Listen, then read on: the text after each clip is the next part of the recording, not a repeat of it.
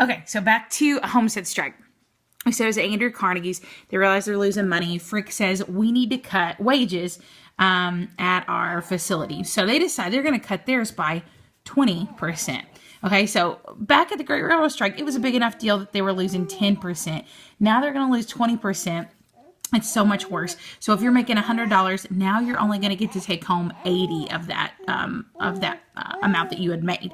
Okay, so everyone is furious at the homestead strike. They decide that they're going to stand in front of the building. This baby. They're going to stand in front of the building. And they're not going to let anybody come in. They're not going to let any workers come in. They're going to protest until they get their money back.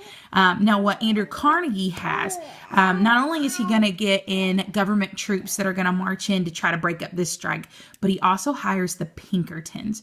Now, the Pinkertons are kind of like, they're not mercenaries because they're not going to kill people, but they're like police for hire. So he hires the Pinkertons. They come in. There's actually going to be fatalities at this strike. The Pinkertons shoot at some people. They shoot back at the Pinkertons. But what's going to end up happening with this strike is, again, the workers lose. So they put down the strike. People are put in jail. If you want to keep working for Carnegie, you're going to take the 20% cut. So again, it's unsuccessful because the government's going to step in and bring in troops. Just like with the railroad strike, government brought in troops and stopped it. Last one is the Pullman strike.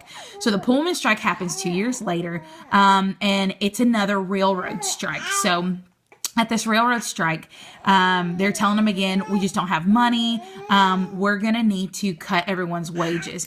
They cut theirs by a third, which is 33%. So this is an easy one kind of to remember because there's a pattern. There's 10%, 20%, and then 33%. Okay, so people are furious with this one. They're like, listen, you keep cutting our wages. You just keep doing it and you keep doing it. We're not going to put up for this anymore. Now, these people were a little smarter about their railroad strike. What they're going to do is they decide that they aren't going to do what the first railroad strike did by like breaking up all these buildings, like tearing up railroad tracks, setting stuff on fire. They're not going to do that. They're going to be peaceful.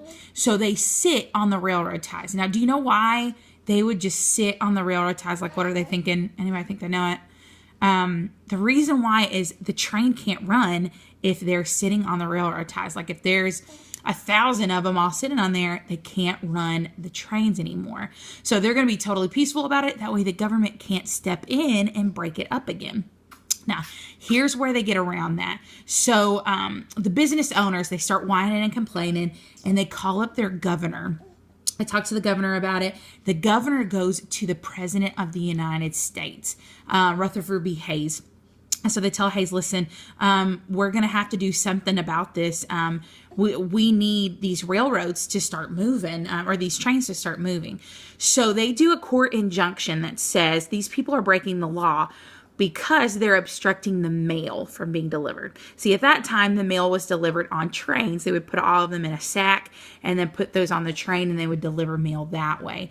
And so even the president of the United States gets involved, and he says, listen, you guys can't do this. So they go in, they arrest people who won't get up. And if you're going to stay with this company, you're going to have to take your 33% cut. So again, it's unsuccessful, all because the government steps in. And at this point, it was the president of the United States who steps in. All right, so we've got our 3 threes. There are 3 categories, and you remember the 3 things.